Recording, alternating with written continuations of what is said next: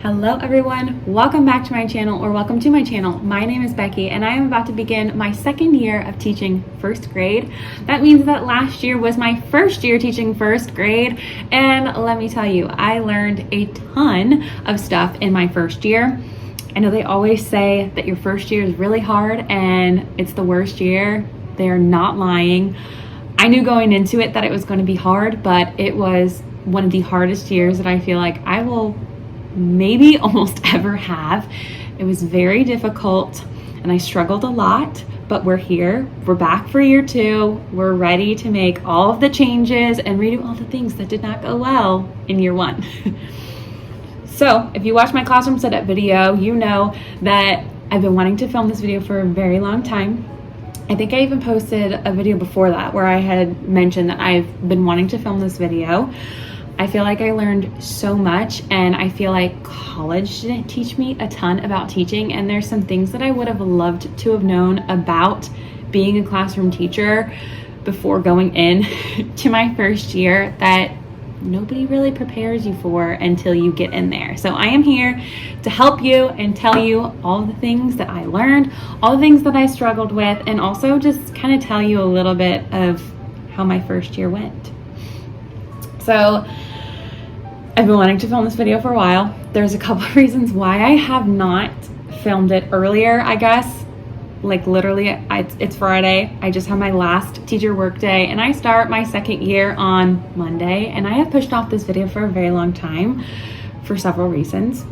But one of the reasons would be that I had a very tough year and I had a very negative outlook on my first year. And so one, I needed some time to kind of decompress. I needed some time to let everything settle. And I did. I had a very busy and relaxing summer. The first month, I literally thought nothing of school, just trying to forget about it all. And I'm glad that I waited this long, because honestly, I have a way more positive outlook on things. And I feel like I've been able to turn some of my negative experiences last year into more positive experiences now, and is making me look forward to all the changes and things that will hopefully go a lot more right this upcoming year. So this video is going to be kind of all over the place. I never filmed a sit down video, or at least if I did, it was a very long time ago. So let me know if you like these kinds of videos down in the comments down below. But for now, like I said, this video is just going to be all over the place. I guess I'll start with a little bit of my first year. I just keep saying it's crazy, but I'm just trying to be careful on being like specific in some ways for you, to let you know and be real how some of the things went, but also try not to be too specific.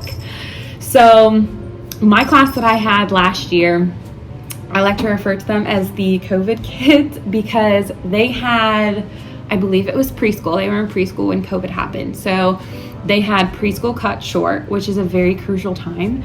And then in kindergarten, at least in my district, they only had it half the time, and some kids were all online. So really, my classroom experience last year was the first time that they were ever in the classroom, which as a first grade teacher, they usually have preschool and kindergarten beforehand, so we don't have to teach them some of those things that they learned in those grades, I guess, or those experiences. So that was something that I really struggled with this year. When I was in college, my degree is pre-K to 3. So I actually did student teaching in a toddler room. They didn't have enough pre-K rooms, so I did a toddler room for a whole year. And then I did 5th grade because they, again, couldn't find enough classrooms. I'm not even licensed to teach through 5th grade. And then I was in 3rd grade. So I had no experiences with K1 or 2. I guess preschool K1 and 2. So that was something that was a big challenge for me as well. But anyways, back to my students. My kids were very angry. They, not all of them, obviously, but I had a good bit of students who struggled a lot with anger and just how to cope with their emotions. I had a lot of aggressive tendencies, such as like throwing things across the room, kicking things, pushing things over. laying hands on students, being like disrespectful to other students as well as myself. So those are just some things that I struggled with all year long. And if you were in a classroom like that, that's just very defeating mentally and physically. And especially being a first year teacher, that was my first classroom experience and my first experience being in first grade. So that was just made the year a lot tougher on me, I guess. But anyways, let's go ahead. We're gonna kind of mix in this video. Like I said, it's gonna be all over the place. We're gonna mix in some of my experiences in with some of the things that college did not teach me. So if you can guess what my number one is going to be, it is going to be behavior management. I feel like we should have had one, maybe two, honestly, maybe even 3 classes on behavior management. I struggled so much with behavior management. Obviously, I told you guys all the things that my class struggled with, and it was really tough to manage all of that. It was just because I never had any classes on it, I never realized, like, the only thing I can remember from college that we really were trained on was how to deal, I guess, more so with home situations.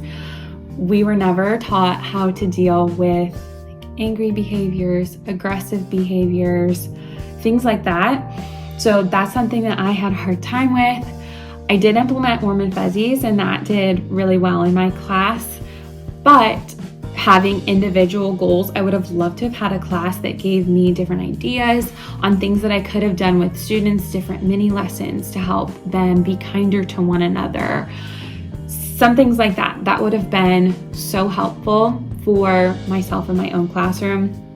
I almost felt like I was just like pushed into the classroom with nothing on behavior management.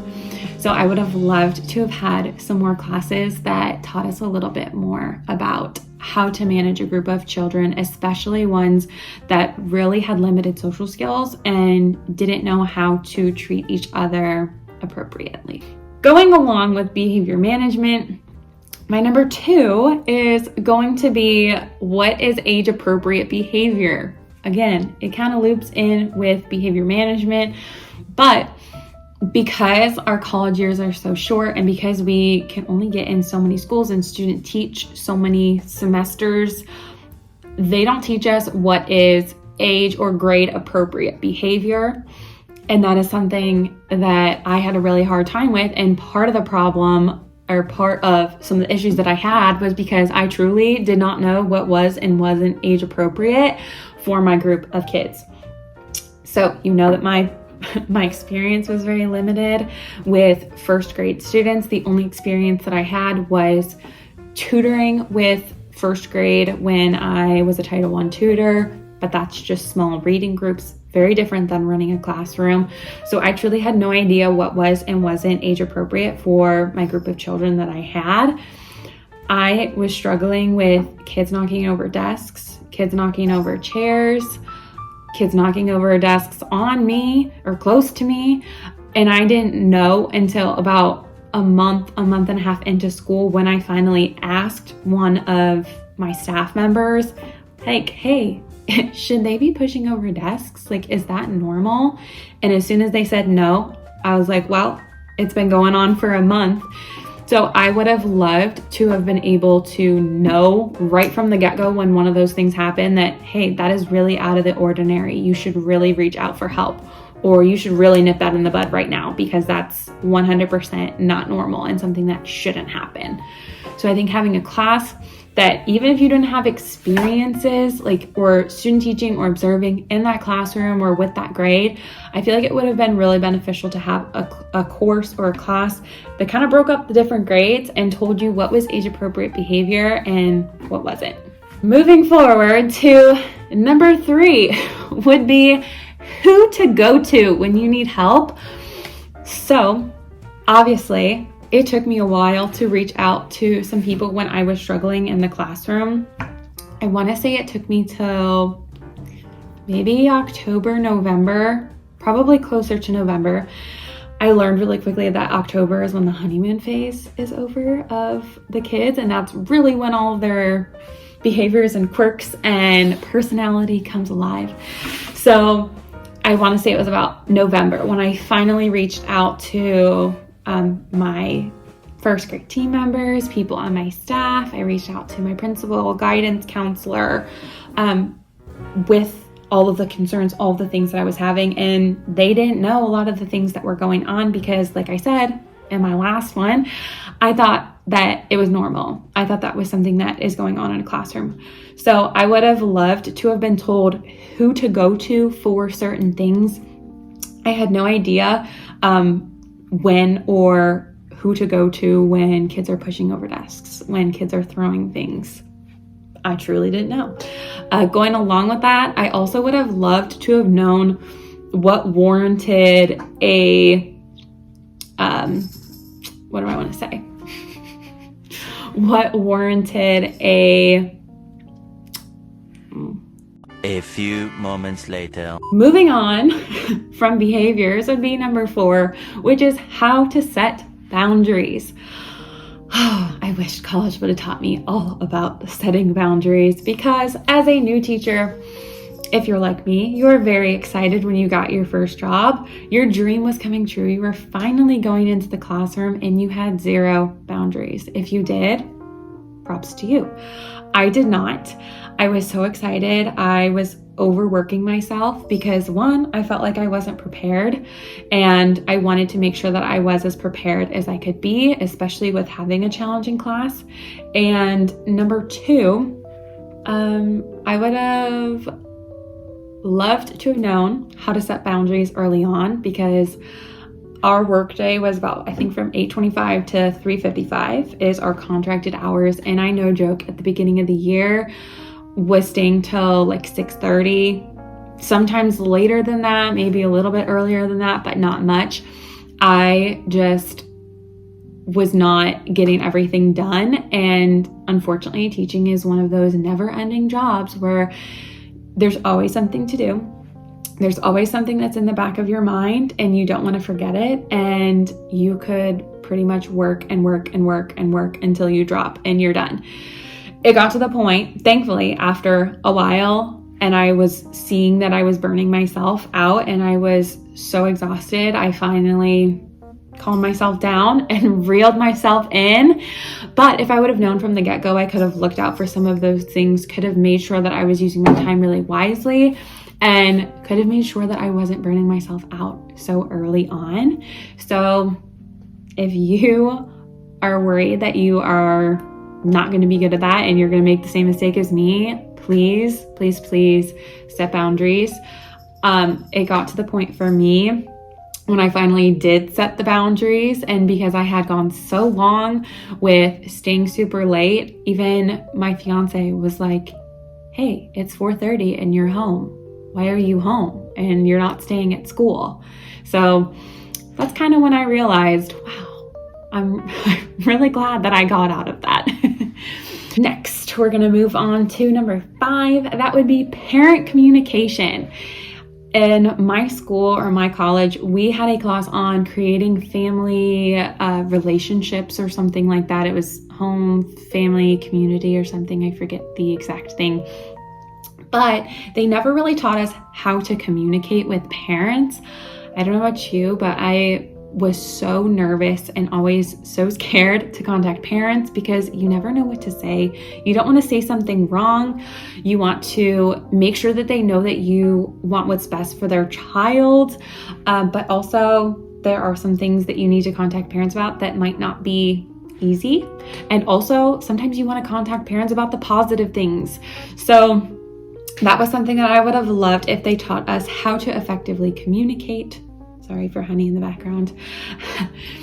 But yes, I would have loved to have had a parent communication course, or even I also would have liked to have known when to contact parents about certain things. So like what warranted a phone call home, what warranted just like a quick note, what warranted like an incident report.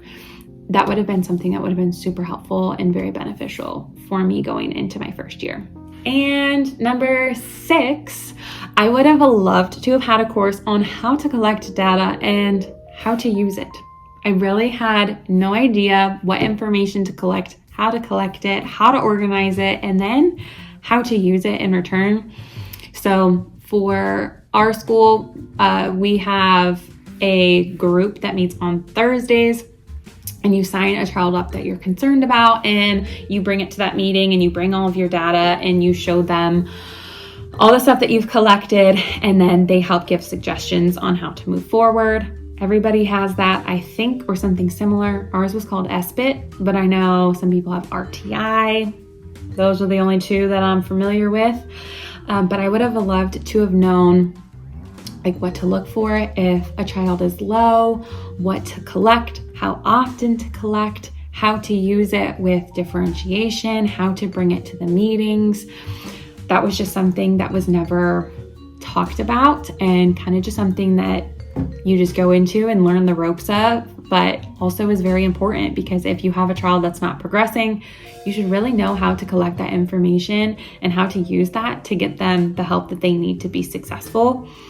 Kind of on the other end of that is how to collect data for kids who are super gifted or super above level, and how to help them, or how to help challenge them so that they're not bored all through school, and that they're actually learning information to help them progress as well, and not just keep them at a standstill. And last, but for sure not least, is college really didn't teach you or teach me how to teach or how to have my own classroom. Yes, I did learn how to write a 12-page lesson plan with all of everything and exactly what I was going to say, but they really never taught me how to practically lesson plan, how to manage a class, how to teach kids all the rules and things like that. It's just one of those professions, unfortunately, that no matter how much schooling you have, you really aren't prepared, and you really don't know what to do until you have a classroom of your own. And that's something that I really, really wish I would have known. And of course, people say it, but you never really understand until you're in that position. So I'm glad I realized that now. And like I said, I have learned so much my first year. And I'm sure if you're a first-year teacher or second, third, 20-year teacher, you probably can say the same thing. You just learn so much as you go through school, and no matter how many student placements you have or how many classes you take on education, you really don't know until you do it. So that is all I have for you. Hopefully some of that was a little helpful. I would love to know if you are someone who had similar experience as me, or you learned some of these things your first year, or even if you have other things that college didn't teach you that you learned as a first year teacher or learned teaching throughout your years. I would love to know them in the comments down below. And also don't forget to let me know if you like this kind of video instead of classroom stuff, or if you prefer the classroom videos. That is all I have for you guys. I am super excited about my second year. I have already, well, you guys know I moved classrooms. So as I was moving my classroom this year around, I already had the wheels turning in my brain of what didn't work last year and what I needed to change from last year to make this year very successful. So I hope that this helps. I hope that you all have a great year. I know I am excited for a fresh new start and a fresh new class. And I hope you guys have a great school year ahead of you. I will see you guys next time. Bye.